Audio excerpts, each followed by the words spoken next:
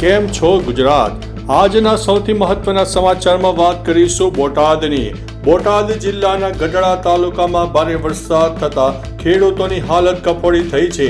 રામપરા, ઢસા, માલપરા, જુનાવદર સહિતના ગામોમાં 14 થી 15 ઇંચ વરસાદથી ખેતરોમાં પાણી ભરાઈ જવા પામ્યા છે, જેના કારણે જમીનનું ધોવાણ થયું અને કપાસ, તુવેર, મગફળી અને મકાઈ જેવા પાકો પણ નાશ પામ્યા છે. મિત્રો, અન્ય મહત્વના સમાચારની વાત કરીએ તો બંગાળની ખાડીથી ચોમાસા માટે અનુકૂળ હવામાન પરિસ્થિતિઓનું નિર્માણ થયું છે. ગુજરાતમાં ચોમાસું બેસી ગયું છે, ત્યારથી જ ધોધમાર વરસાદ વરસી રહ્યો છે. ત્યારે 1 જુલાઈ સુધી રાજ્યમાં કેટલાક ભાગોમાં ભારેથી અતિભારે વરસાદની આગાહી હવામાન વિભાગે વ્યક્ત કરી છે. મિત્રો, અન્ય મહત્વના સમાચારની વાત કરીએ તો હવામાન વિભાગની ગર્જનાભરી આગાહી સામે આવી છે. શુક્રવાર 28 જૂન 2025 સુધીમાં ચોમાસું દેશની રાજધાની દિલ્હીમાં પહોંચવાની ધારણા હતી અને તે પ્રમાણે પહોંચી પણ રહ્યું છે. ભારતીય હવામાન વિભાગની માહિતી અનુસાર આગામી 36 કલાકમાં દક્ષિણ પશ્ચિમ ચોમાસું દિલ્હી, રાજસ્થાન, પંજાબ, હરિયાણા અને પશ્ચિમ ઉત્તર પ્રદેશના કેટલાક અન્ય ભાગોમાં પહોંચવા માટે પરિસ્થિતિઓ અનુકૂળ થઈ ગઈ છે. હવામાન વિભાગે જણાવ્યું છે કે ચોમાસું હવે ઉત્તર ભારત તરફ આગળ વધી રહ્યું છે અને તે દિલ્હી પહોંચવા માટે માત્ર થોડા સમયની વાત છે.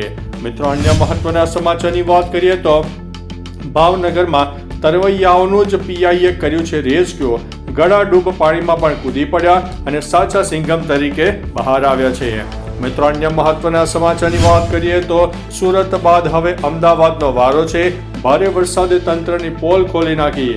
અમદાવાદમાં પૂર્વ વિસ્તારમાં ભારે વરસાદ નોંધાયો છે. અમદાવાદ નરોડામાં ભરાયા પાણી, શ્રી રામ ચોકમાં પણ ભરાયા પાણી, જેના કારણે સ્થાનિકોને ભારે મુશ્કેલીનો સામનો કરવો પડી રહ્યો છે. પાણી ભરાતા લોકોને ભારે હાલાકી પણ થઈ રહી છે. મિત્રો, અન્ય મહત્વના સમાચારની વાત કરીએ તો દહેશતગર્દ છોકરીનો ખેલ હવે પૂરો થયો છે. પ્રેમ ભગ્ન થતા ખોટા માર્ગે ચડી હતી અને ફેક મેસેજ કરીને લોકોમાં ગભરાહટ ફેલાયો હતો. અમદાવાદમાં એર ઇન્ડિયાનું વિમાન ક્રેશ થયા અને 13 દિવસ થયા છે. વિમાન કેવી રીતે તૂટ્યું તેને લઈને પણ હજુ તપાસ ચાલી રહી છે. ત્યારે આ દરમિયાન એક છોકરીએ હેરાનીભર્યો દાવો કરીને માહોલ ગરમાવી મૂક્યો. તામિલનાડુના ચેન્નઈની 30 વર્ષની યુવતી રેને જોશિલદાએ દાવો કર્યો છે કે તેણે પ્લેન ક્રેશ કરાવ્યું હતું. મિત્રો, અન્ય મહત્વના સમાચારની વાત કરીએ તો ગુજરાતમાં વરસાદની સ્થિતિને ધ્યાનમાં લઈને હવામાન વિભાગે આજના દિવસ માટે અરવલ્લી, મહીસાગર, દાહોદ, છોટાઉદેપુરના અનેક જિલ્લામાં ઓરેન્જ એલર્ટ આપ્યું છે. આ ઉપરાંત અમુક જિલ્લામાં યલો એલર્ટ પણ આપી દેવામાં આવ્યું છે. મિત્રો, અન્ય મહત્વના સમાચારની વાત કરીએ તો ચોમાસાએ ગુજરાતમાં લોકો કહેતા હતા કે પેરિસ જેવા રસ્તા બનાવીશું, પરંતુ કાદવ કીચડવાળા રસ્તા અને ખાડાવાળા રસ્તાઓથી ગુજરાત હવે શર્મનાક બન્યું છે. લખતરના ભૈરવપુરા સહિતના વિસ્તારોમાં વરસાદ બાદ કાદવ અને કિચડનું સામ્રાજ્ય જોવા મળ્યું છે.